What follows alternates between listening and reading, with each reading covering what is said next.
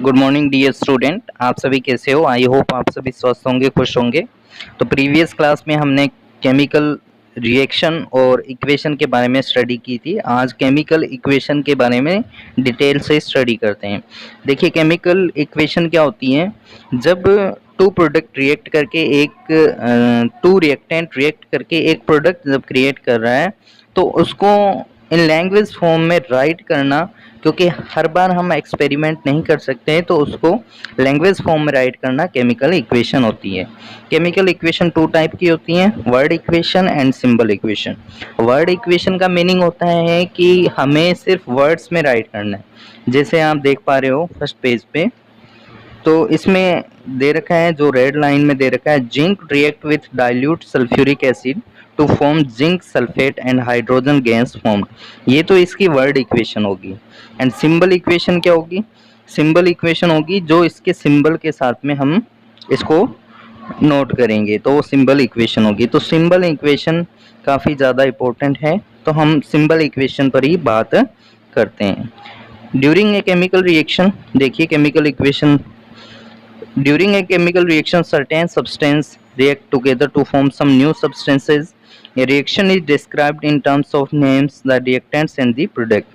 Reaction में जो participate करते हैं उनको रिएक्टेंट कहते हैं, जो नेक्स्ट प्रोडक्ट बनते हैं, प्रोड्यूस होते हैं, उनको प्रोडक्ट कहते हैं। Chemical equation have been frame to describe the chemical reaction. Chemical equation से हम केमिकल रिएक्शन को एक्सप्लेन कर सकते हैं। ये नहीं है कि हर बार हम एक्सपेरिमेंट करें और केमिकल रिएक्शन को चेक करने के बाद में उसके रिजल्ट देखें। नेक्स्ट टू टाइप की होती है, word equation and symbol equation. Word equation मैंने आपको एक्सप्लेन कर दिया। अब नेक्स्ट देखेंगे सिंबल इक्वेशन। देखिए, वर्ड इक्वेशन में दे रखा है हमें zinc plus sulphuric acid equal to zinc sulphate plus hydrogen gas. ये तो है word equation. Next symbol equation क्या हो जाएगा? जैसे zinc Zn plus H2SO4, ZnSO4 and hydrogen gas produce होगी। यहाँ पर zinc and sulphuric acid H2SO4 reactants हैं, एंड नेक्स्ट जो ZnSO4 एंड हाइड्रोजन गैस यहाँ पर प्रोडक्ट है। This is called a chemical reaction. इसको कहेंगे chemical reaction. A chemical equation consist of the chemical formula of the reactants and chemical formula of the product. Chemical reaction में जो reactants होते हैं उनका केमिकल फॉर्मूला राइट किया जाता है, और नेक्स्ट फॉरवर्ड डायरेक्शन में एरो का साइन लगाकर जहाँ पर प्रोडक्ट होते हैं वहाँ पर भी केमिकल फॉर्मूला लिखा जाता है। केमिकल फॉर्मूला हमें एक फॉर्मूला, जैसे ZnSO4 जिंक सल्फेट, ये इसका केमिकल फॉर्मूला है जिंक सल्फेट का, ZnSO4 सल्फ्यूरिक एसिड H2SO4, इन सभी को राइट करते हैं। नेक्स्ट देखिए, steps for writing a chemical equation. Remember में हमें एक गिवन है बॉक्स बनाकर, word equation represent simply change of reactants into product. जो वर्ड इक्वेशन है वो हमें सिंपली ये बताती है कि रिएक्टेंट्स प्रोडक्ट में कैसे चेंज हो रहे हैं। They did not give the true picture of the chemical reaction. Word से हम सिर्फ और सिर्फ अनुमान लगा सकते हैं, जो ट्रू पिक्चर है वो हम एक्सपेरिमेंट करने के बाद ही फाइंड आउट कर सकते हैं। ओके, नेक्स्ट देखते हैं steps for writing a chemical equation. Chemical equation को राइट करने के बहुत सारे स्टेप्स होते हैं, तो इसमें क्या क्या बातें हमें ध्यान में रखनी पड़ती है वो देखते हैं। सबसे first thing, write down the formula and symbol of the reactants on left hand side with plus sign between them. जो रिएक्टेंट्स होते हैं जिनके बीच में रिएक्शन होती हैं वो एरो के लेफ्ट हैंड साइड में लिखे जाते हैं और बीच में सिंबल प्लस का सिंबल लगाया जाता है। नेक्स्ट सेकंड स्टेप देखिए, write down the formula and symbol of the product on right hand side with plus sign between them. जो प्रोडक्ट हैं उनको भी केमिकल फॉर्मूला राइट किया जाता है और उनके बीच में प्लस का साइन लगाया जाएगा। नेक्स्ट देखते हैं, the product and reactants are separated by arrow sign. Product और रिएक्टेंट्स हैं उनको एक एरो, फॉरवर्ड एरो साइन से हम डिनोट करते हैं। अगर फॉरवर्ड रिएक्शन है तो फॉरवर्ड एरो, बैकवर्ड रिएक्शन है तो बैकवर्ड एरो, और दोनों तरफ रिएक्शन हो रही है यानी उसको रिवर्सिबल रिएक्शन कहते हैं, उस केस में दोनों तरफ एरो लगते हैं। आगे आएगा ये। The information about temperature, pressure, catalyst, etc. is provided above the arrow sign. जो भी इंफॉर्मेशन है, कितने टेम्परेचर पर रिएक्शन हो रही है, कितना प्रेशर है, ये सभी एरो के साइन के ऊपर राइट किया जाता है. The physical state of reactants and product represented by using the symbol S for solid, L for liquids and gas and G for gases and AQ for solution in water. जो भी symbols हैं, जैसे हम fifth वाले point में देखते हैं, जैसे कैल्शियम ऑक्साइड है, ये सॉलिड होता है, इसको क्विक लाइम कहते हैं. तो इसके ब्रैकेट में स्मॉल एस राइट करेंगे. जैसे वाटर किस फॉर्म में लिया जा रहा है, यहाँ पर H2O लिक्विड फॉर्म में, तो यहाँ पर L लिखेंगे. Calcium hydroxide CaOH Holt wise slag lime बुझा हुआ चूना, इसको ये सॉलिड फॉर्म होती है, तो इसको S राइट करेंगे. एंड यहाँ से हीट क्रिएट हो रही है, तो यहाँ पर प्लस लिखेंगे. प्लस हीट लिखेंगे, यानी इन दोनों की रिएक्शन करवाने पर हीट फॉर्मेशन होता है, तो इसको एक्सोथर्मिक रिएक्शन कहते हैं. नेक्स्ट देखिए, heat evolve in the exothermic reaction is written along with product side with plus sign, and heat absorbed in endothermic reaction is written along product side with sign minus sign.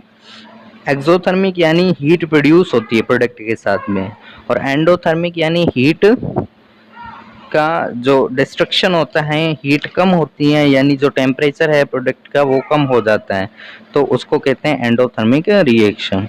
Seventh point देखिए, the information about concentration of reactants is added to chemical reaction is adding by dilute for the dilute and concentration for the concentrated.